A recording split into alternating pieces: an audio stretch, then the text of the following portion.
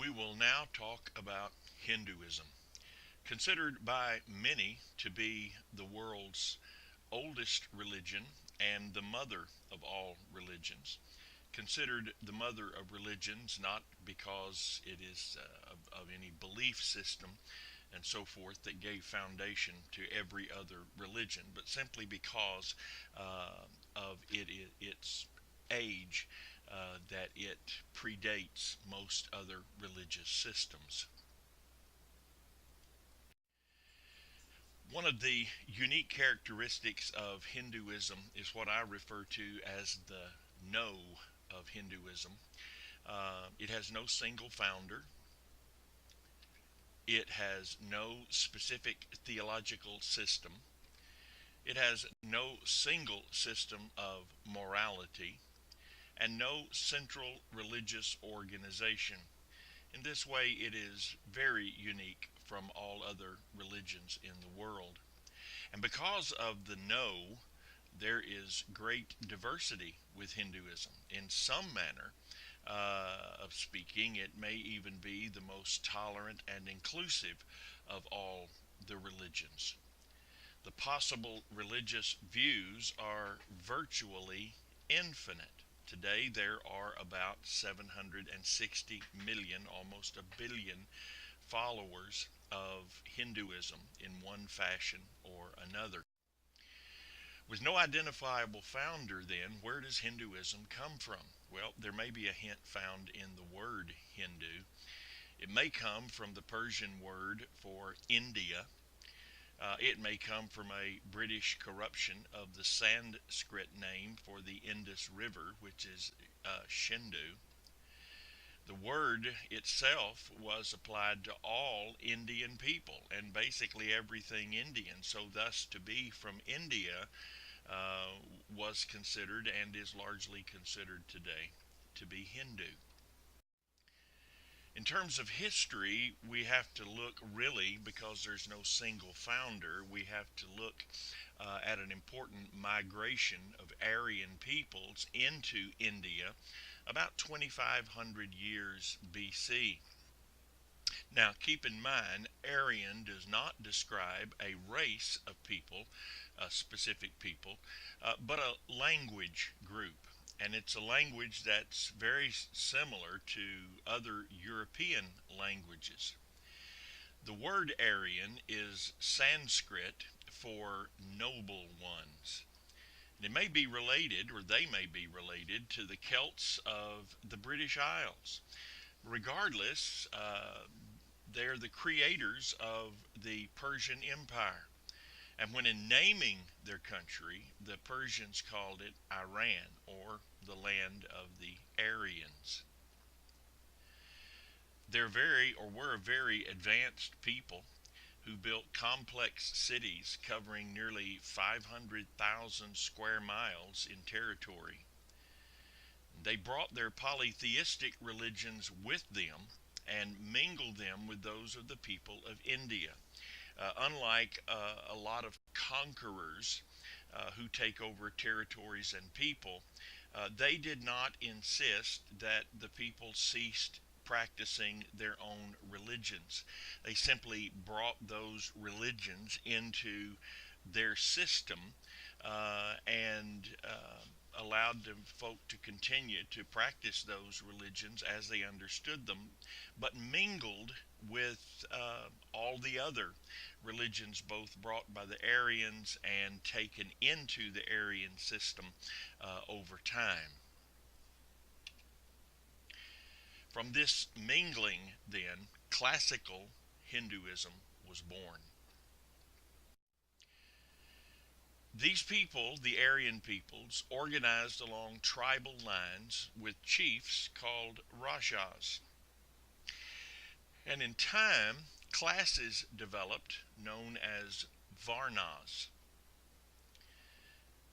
And a number of groups, classes developed within this Varna system. Uh, Here you see them appearing. The Brahmins, or the priests, who were at the top and very much above the top, of all the rest of the social order. So they were in basically a sphere to themselves. In terms of the more earthbound folk and their social system, at the top was the chieftains, the Rajas, and warriors and other great leaders. They, again, at the very top of the scale. Then next came the merchants or the business people. Then, second, the common folk. And then finally, the conquered peoples, who were never considered to be full members of the society. And this social order became very regimented and very strict. These divisions later became the basis for the caste system. There are three branches of Hinduism that are identifiable somewhat, and I'll get to that in a moment. The Vedic or classical, that period closest to uh, the origins of Hinduism, post classical Hinduism, and then finally modern Hinduism. More than to specific time periods, these branches refer to periods when certain teachings and deities and worship styles or rituals either had not developed or had developed but were dominated by others. In other words, this was a rather evolutionary process as opposed to being able to say, for example, Vedic and put a year of beginning in front of it and a year of ending at the end of it, and then moving to the next period with a year of beginning and a year of ending. This was really sort of fluid thing, a progression of ideas and developments and teachings. And as new things were added, old things passed away, and so forth. And there were changes of generations and changes of ideas. We moved from one period to another. So, again, we really can't assign specific dates, and we're not intended to. Looking at that Vedic or classical era, the era closest to the origins, we have first as literature, as teachings, the Vedas.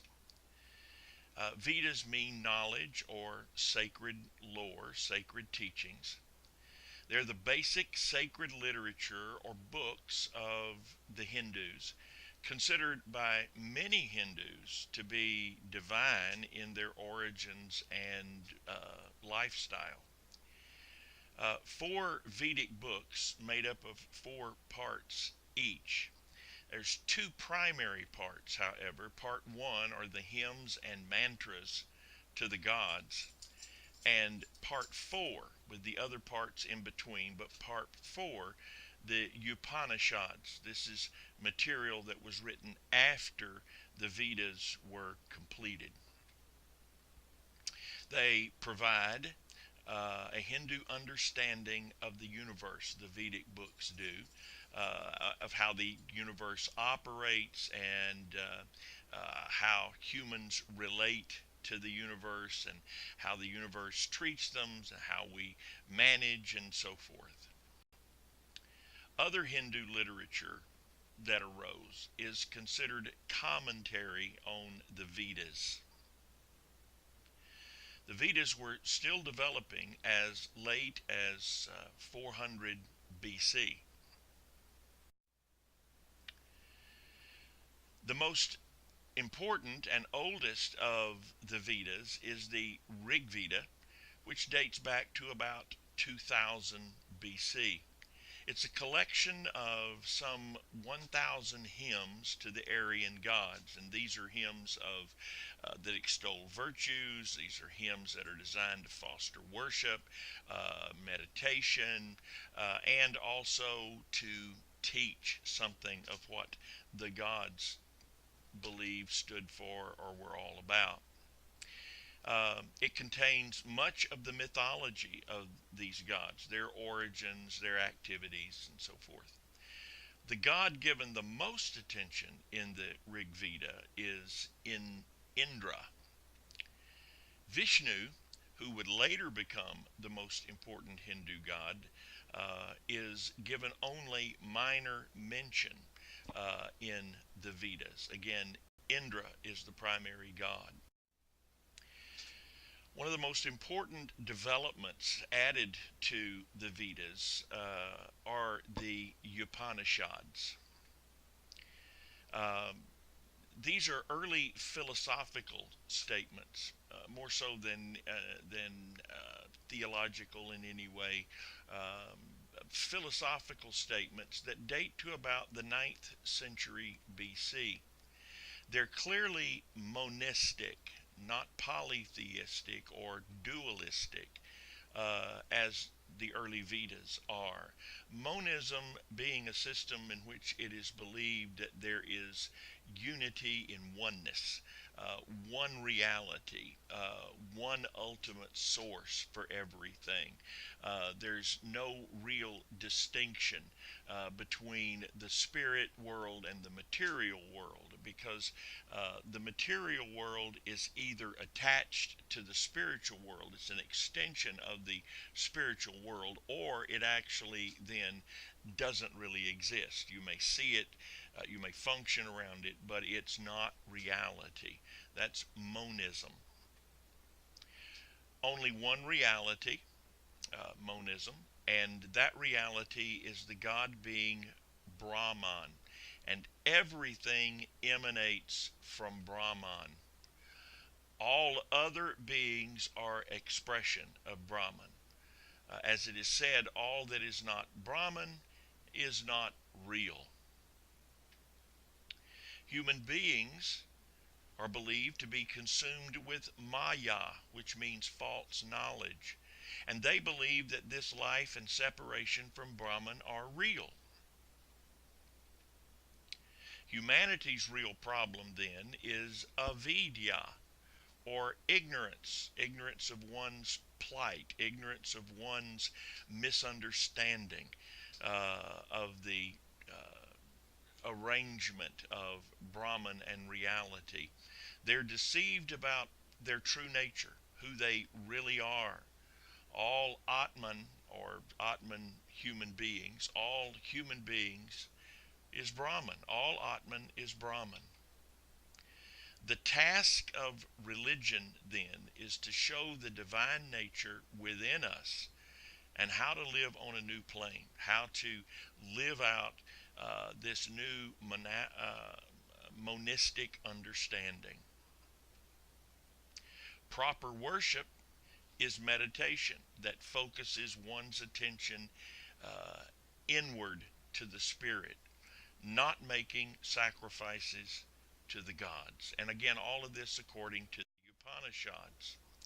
The Upanishads introduced into Hinduism new terms, and with those terms, concepts. These include Brahman, the ultimate reality, the monistic reality; Maya, which means illusion; Avidya, ignorance; Atman, the individual self or soul, the human being; Samsara, the endless wheel of cyclical time; Moksha, liberation from the wheel, from the samsara; Brahmin, one who has achieved enlightenment;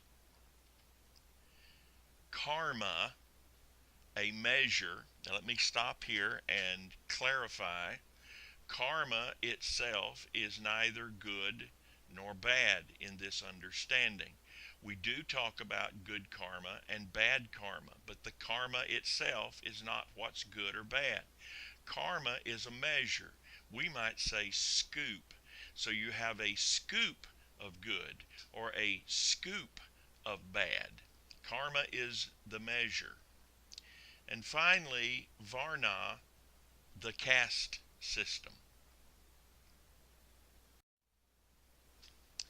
The code of Manu further developed the ethical standards of Hinduism, another set of writings. It affirmed the Varna system as divinely ordained, which was not necessarily a good thing, except for a few. If you were at the upper part of the social structure, the upper Varna or the upper castes, it could be a good thing. If you were in the lower, it could be a very negative thing. And the reason being is that you were locked into whatever caste or class or Varna you were a part of. You could never, regardless of what you did or how hard you tried, you can never get out of your particular system. Even if you were to improve yourself somewhat and elevate yourself, society around you would still see you as, understand and treat you as whatever caste you were born into. The Code of Manu also discusses marriage, male female relationships, dietary restrictions, etc. It is a very practical work. It also claims that the killing of cows is a great sin that is punishable by having a cow control your brain for a year. That's a bit over the top.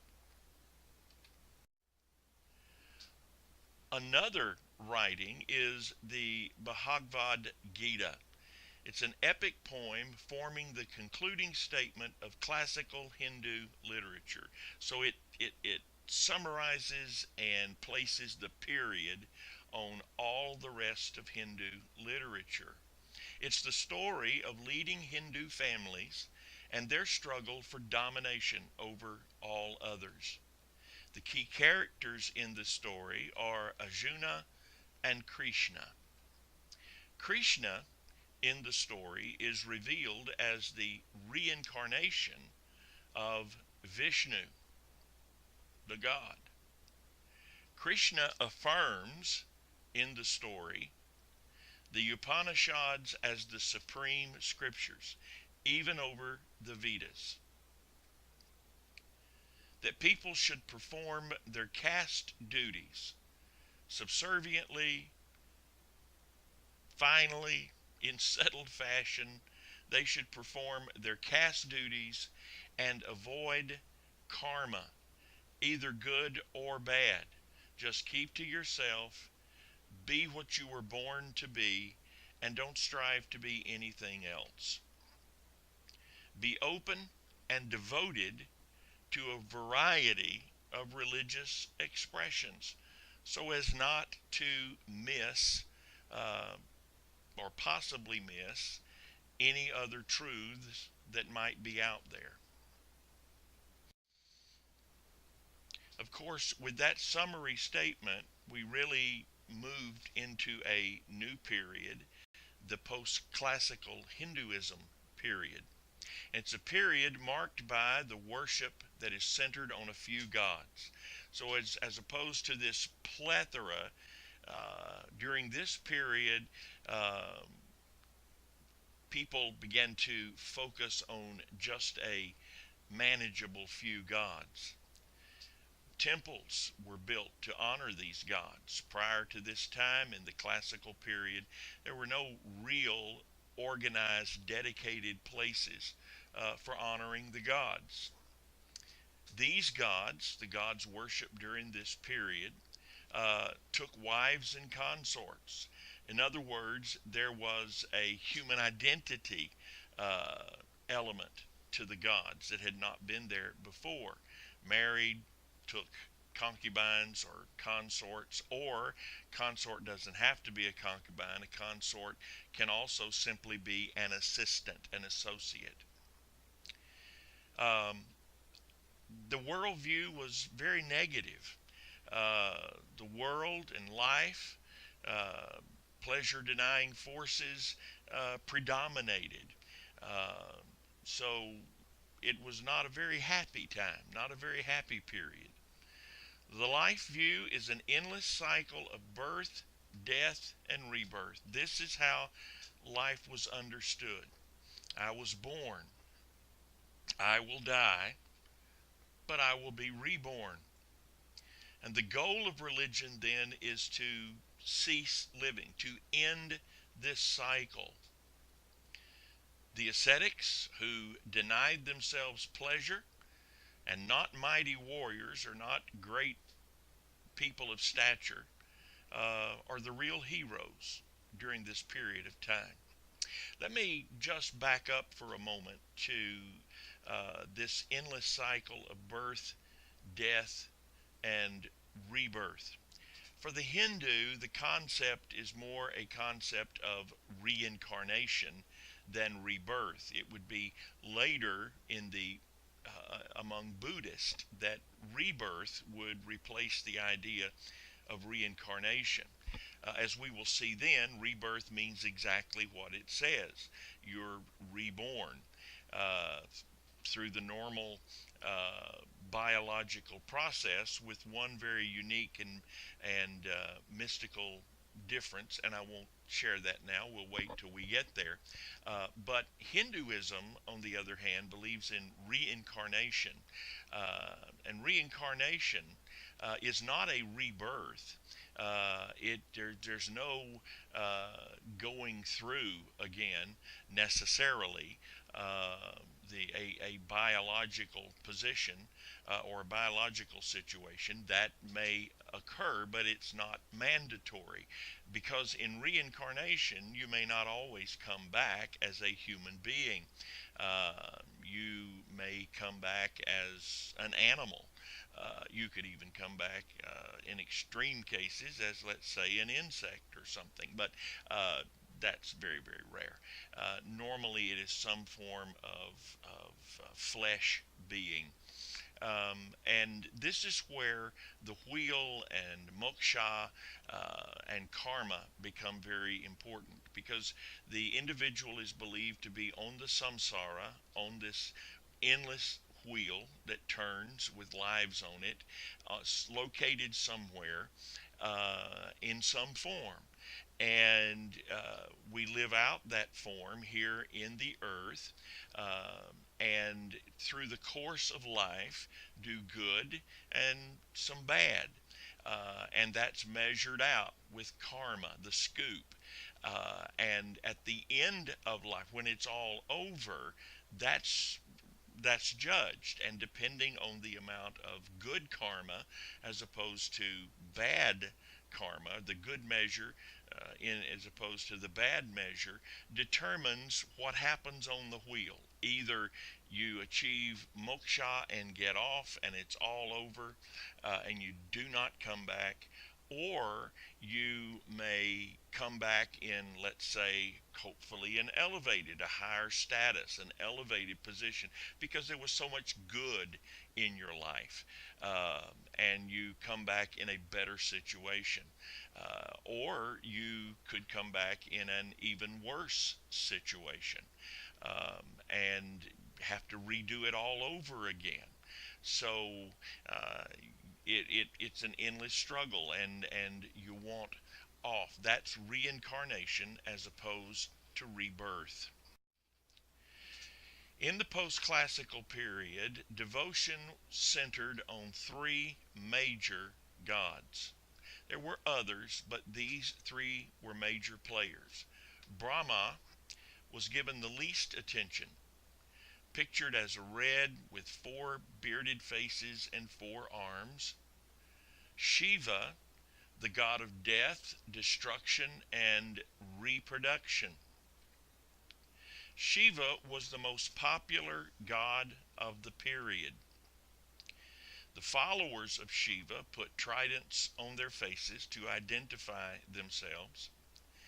And Shiva became very special to the ascetics because he tortures their flesh.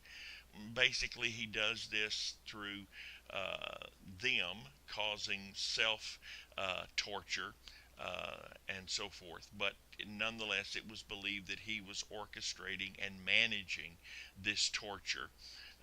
And because this was so important, this abasement was so important to finding enlightenment and getting off the wheel. Shiva was very, very popular. Shiva came to be believed as the ultimate reality.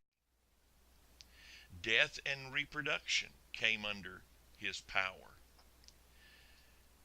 It was believed that humans are separated from Shiva due to ignorance, karma, and illusion. All of these three things became uh, a separation from Shiva. Many Shivites still live in India and practice their faith in that country today. His consort, his associate, was the more destructive Kali, who is depicted with a necklace of skulls, tearing away the flesh of sacrificed victims and then drinking their blood. Um, Not what I would consider to be the healthiest companion. And then Vishnu. Vishnu was the polar opposite of Shiva. Vishnu was the god of love and play and forgiveness. Vishnu enjoyed tricks and pranks and generally having a good time. Vishnu appeared many times on earth as avatars or demigods, like, for example, Krishna, according to their belief. Hare Krishna is an example of the sect's devotees. Um, Used to be years ago, back in the 70s and 60s, and even into the early 80s, Hare Krishnas were very visible at airports where they attempted to, raise money. They sold little flowers and sometimes pieces of their literature and so forth. And other times they simply gave it away. But they would move about the airports rather glibly and then would stop and do dances and say chants and play music, usually simply rhythmic music on drums and so forth, singing and chanting to attract the attention of others, just generally displaying a good time. Also, during the period, there was devotion to knowledge, and five philosophical systems emerged. First, the Sankhya system, which is an aesthetic system or a very painful system. It recognizes no personal gods. It's dualistic. It posits a spirit and matter that encompasses all that is.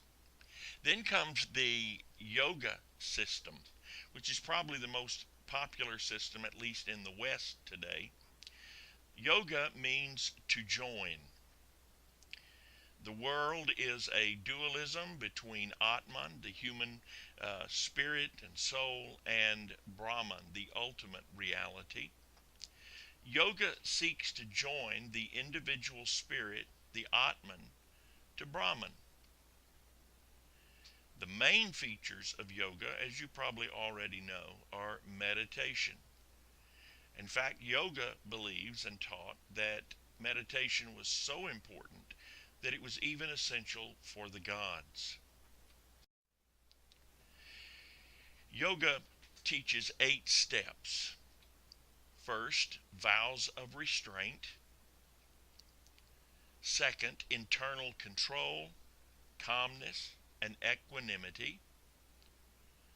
Third, certain bodily postures to achieve the aims of yoga. 4, breath control. 5, control of the senses for shutting out the world. 6, extreme concentration on a single object. 7, meditation. And 8, a trance in which the yogin, the one practicing yoga, becomes one with Brahman. Then there is the Mimamsa system. It held to the early Vedas. It revered Shiva as the highest god. and was concerned with avoiding rebirth, even to the extreme means of following Shiva. The Vaisheshika system believes that the world is made of 9 distinct elements: earth, air, water, fire, soul, mind, ether, time, and space. These elements, they say, are eternal and uncreated. They need no maintenance, they need no help to survive, thus, no gods are needed. The Vedanta system was the most popular system during this period of time. It was committed to the Upanishads. It is monistic, believing that the human world actually really does not exist. It's an illusion.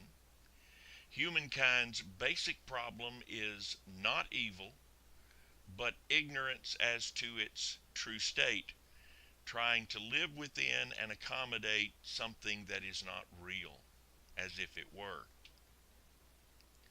A primary branch of Vedanta is called Advaita, which means non-dual.